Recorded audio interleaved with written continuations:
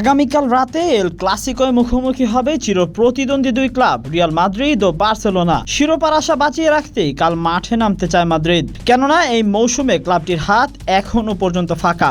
Champions লিগে এবার তেমন একটা সুবিধা করতে পারেনি দলটি, আবার কোপা দেল রেতেও ফাইনালে বার্সেলোনার কাছে হার।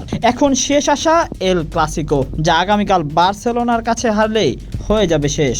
এই মৌসুমে টানা 3 ম্যাচে বার্সার কাছে হেরেছে রিয়াল।